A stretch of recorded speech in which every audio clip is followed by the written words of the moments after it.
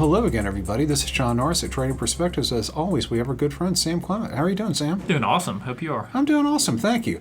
Our other co-host, Courtney Trust, is out on assignment or something like that. Something like that. She'll be back with us next week. In any event, it's probably a good thing that she's not here because, Sam, what I want to talk about is something probably, I'd say, arguably, perhaps a little bit more near and dear to the two of us, as opposed to maybe Courtney, and that's talking about risk tolerance and reward expectation. I love it. You love that type of stuff? I think everyone cares about risk tolerance when the market's going down. Though. And that's the whole thing. I mean, unless you have been in a cave or you just really don't follow business news at all, and if you're one of those two people, I don't know what you're doing listening to this particular podcast, but unless you've been those things, you know the stock market, at least in the United States, has been hemorrhaging red ink this year. And Sam, it's got a lot of people worried. However, we're not as worried as perhaps we could or should be. But what do you think about, when you see these wild swings, maybe it's time for people to reassess, I don't know, their tolerance for risk? Well, I think you're right in that it is a time where people do. But, the whole goal with developing risk tolerance is kind of to hopefully have that in place beforehand. But, again, it's kind of hard to really understand your own risk tolerance for a lot of people until you get into these environments and you're like, gosh, I wish I had more cash, or gosh, I wish I was buying more, or something. It's hard to understand what your true risk tolerance is until you're really in the situation where you wish your risk tolerance was different. Well, and the thing is, January is typically one of our busier months for meeting with clients, and obviously when the market is red and going down and all news is bad news, people generally feel a little skittish and what have you. And we've told everyone, Sam, that it's not going to be quite as easy this year to make money. Yeah, it's hard to be as easy. So the markets can and will fluctuate over time. And, of course, I guess now is the point in the program, Sam, where I'm going to throw out the old caveat. Nothing that we discuss here should be considered an offer to buy or sell financial services in any way, shape, or form from Oakworth Capital Bank, nor are we a primary market maker in any one individual stock, nor do we keep an inventory of investments for proprietary trading. How about that, Sam? I like it. You Seems like like that? You've said that before. I've said that before. But, here we are in January, and people get a time to reassess kind of what's going on. And as we mentioned, this year was just simply not going to be as easy as it was over the last 18 months. And I spoke with clients yesterday afternoon and just reiterated that. I said, since April of 2020, April around that time frame? I guess March 23rd. I think it's been March 23rd of 2020. It has been easy money. The VIX is what? Nothing? Until recently, yeah. Until recently, but I mean, you sit there, all you need to do is just make one decision. Don't want to be in the market or don't want to be out of the market. And it didn't require a lot of thought process, and everyone came across like a genius, as you well know. And the bigger bet that you needed to make was not whether or not you wanted to be in equities last year, but whether or not you want to be in U.S. equities or foreign equities. Yep. And so you can pick individual names as much as you want. That really wasn't where the money was. It typically isn't. But it's just go ahead and put your money in and just watch it grow. Yep. And everyone felt like an expert. Here we are in January, and they've got, the red ink, the down markets, and people began to question themselves a little bit. And I would say now is either the time to question whether or not you whether or not you can stomach this type of volatility, or now is the time to determine whether or not you want to double down. Sam, your thoughts on Yeah, that? I think that's a good question that we've asked people before, and try and put people into that situation before you actually get there. Say the market's down 10, 15, 20%, depending on what you look at, we're kind of there. And so it's asking those questions, and what would your reaction be? If I told you the market was down 10%, would you want to be buying more? Would you be hammering to sell? And I think at the end of the day, the goal of risk tolerance is something, and allocation is something that allows you to stick to the plan over a longer time horizon and through these things that happen. I mean, a 10% correction happens statistically, I think, just slightly over every year, like 1.2-ish years or something. I could be off a little, but nonetheless, it's a common thing. And so you have to build that into kind of your overall expectations and your allocation and risk tolerance. But Sam, that's so boring. It is boring. I mean, why? No one wants to talk about risk tolerance. Well, since the Fed backstopped the market, everyone has probably regretted not being as overweight equities, and that was the easy thing. It's why don't we have more stocks? Why am I not more aggressive? And then it's times like these that kind of remind people, okay, there's a reason you have a set risk. Yeah. But Sam, talking about risk tolerance is dull. It's kind of dull. It's dull stuff. It's far more fun to talk about hot stocks, far more fun to talk about cryptocurrencies, how we're all going to treble and quadruple our money. It's far more fun to talk about that stuff than it is to talk about risk tolerance and setting realistic return expectations. What are your thoughts on that? I agree. It is boring. So much of the good in investing comes from the boring and being able to. I mean, it's the eighth wonder of the world is compounding interest, and yeah, I guess so. But the thing about it, Sam's absolutely right. If you're listening to the sound of her voice, hot stocks are fun to talk about. You go to Coffee Minute at your place of worship, tailgate, having a drink with people, and people want to talk about hot stocks and their home runs, right? Yeah, not your total stock market. Yeah, no one wants to talk about that. No one wants to talk about how their financial advisor is overweight large cap. Has a slight overweight to technology sector. I want to talk about individual names. It's more fun. I want to talk about home runs. And the thing is, when you have this type of red egg, people want you to come up with some kind of home run sort of type thing to mitigate the downside. When Sam, history has proven time and time again that the best way to mitigate your downside is to not to make emotionally charged decisions with your financial portfolio. Your thoughts on that? But again, I don't think I'm going to disagree with you too much. We need on this. to trade perspectives. So what do you think is like the appropriate thing for obviously I think it depends on each person, but in a time like this where you are seeing a 10+% pullback at times? Well, the thing is, this would have cautioned people. They're pullbacks and then they're severe market disruptions. Yeah, there's a correction versus something seriously going wrong with. In 2007, 2008, there was something seriously wrong. It was not going to get any better anytime soon. The financial system in the United States, if not the entire world, was under attack and came perilously close to collapsing. It's okay at that point to go ahead and take some lumps and get out of the market. And I completely understand that. And this type of situation where the money has been so easy over the last 18 to 19 months, some kind of pullback at some point was expected.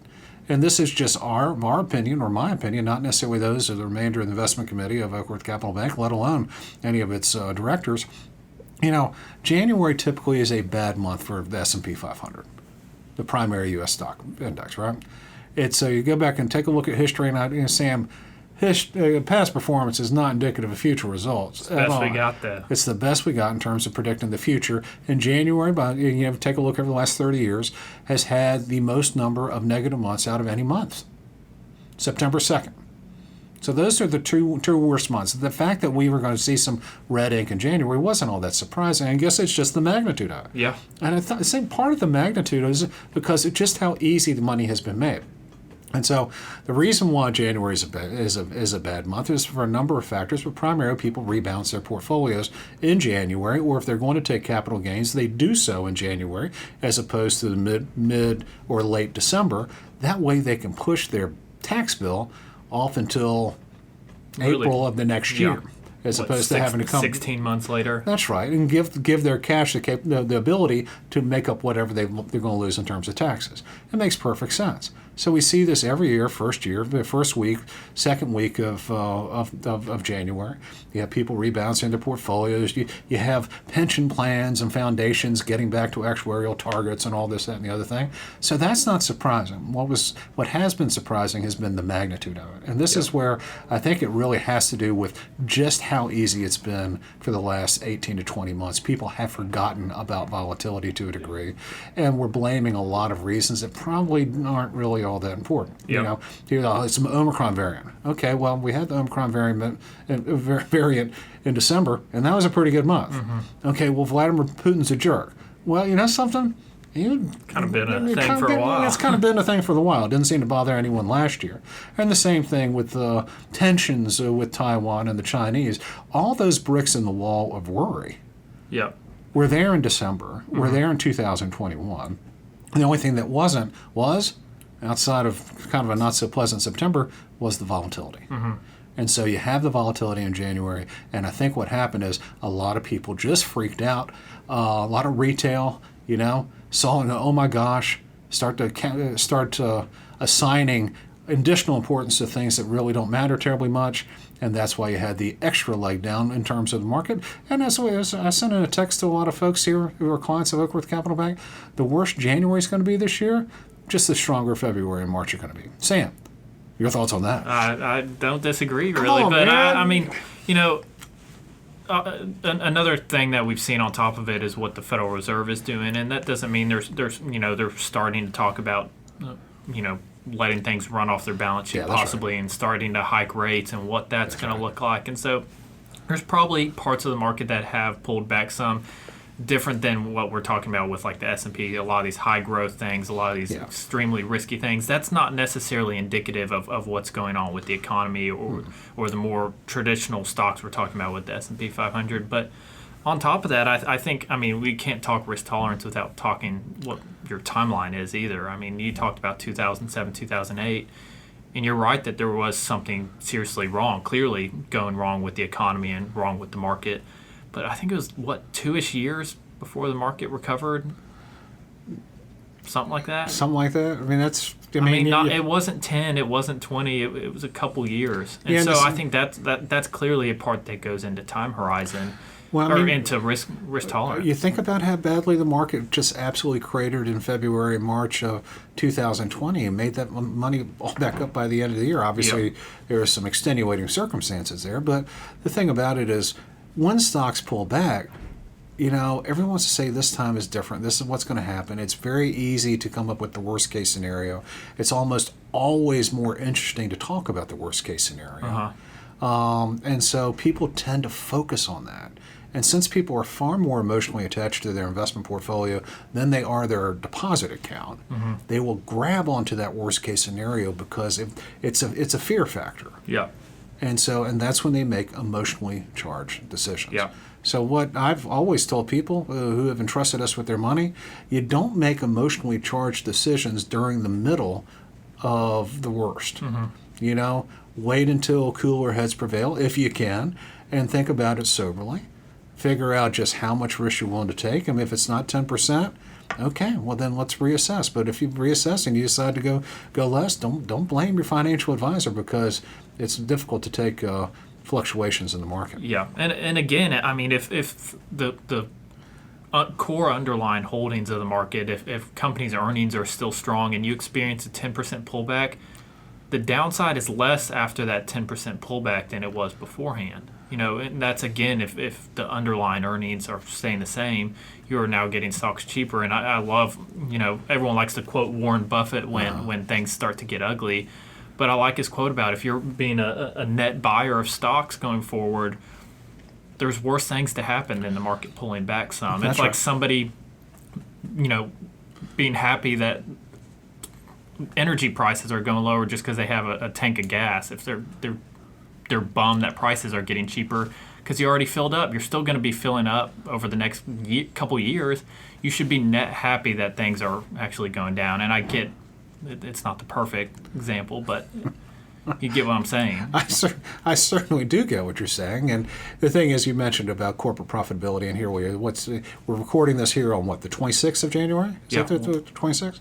And if I'm not mistaken, over 75% of the companies who have reported thus far for their most recent quarterly earnings estimates, over 75% have either met or beat earnings estimates. Yep. So corporate profits are growing. Sam, tell me a structural bear market that started when corporate profitability was growing. Well, every correction and every bear market coincides with slowing growth in the economy. And that's just a fact. Listen, there's no way that the U.S. economy is going to grow as rapidly this year as it did last year. There's just no way. It's like it's like 60% earnings growth or something. It's just not going to happen. But that's okay. A slowing in growth does not mean a contraction in growth. Yep. That's just the way it is. And so there's nothing wrong with a slight pullback in the markets, but that doesn't mean that the markets are going to collapse. Longer term. And, so while we don't like this red ink, no one does. As I think we've told everyone, the tailwinds that the U.S. economy and the markets have are greater than the headwinds. Yep. Even so, as an investor, if you're listening to the sound of our voices here and you're freaked out to the point of apoplexy, or you can't sleep at night worrying about your 401k plan or your investment portfolio, then Sam, you've got too many stocks. Yep. And as easy as the money was made last year, you need to reassess what you truly will allow you to sleep at night and what's your true necessary rate of return is. Yeah, you got to balance your long-term needs for returns with your short-term needs for being able to sleep at night. That's right. And I've sometimes talked to people much younger than myself. Actually, that's pretty easy to do at this juncture of my life. But I tell people that the hardest thing of investing is not hitting home runs, not choosing individual names. It's having the money to invest. And so, regardless of what's going on in the market at any given time, that doesn't mean that you stop saving. It means that you continue to do that, and you think prudently and don't get emotionally attached to your money. You set up some sort of automatic investment in your portfolio if you can't think of anything else to do, and that way it's set it and forget it. And the thing is, what's great about set it and forget it portfolios oftentimes, Sam, is the fact that you don't get emotionally attached to it. Yeah. Yep. People's 401ks often outperform an account that they're just. And I would say that's one of the benefits of using a professional financial advisor is the fact that that money's over there, you've entrusted someone else to it, and you aren't quite, while you're emotionally attached to it, you have assigned some of that emotional attachment to someone else. Yep. And you're always going to be more emotionally attached and make the worst decisions in those portfolios, which allow you to look at it every day and make transactions in the worst of times. That's all right.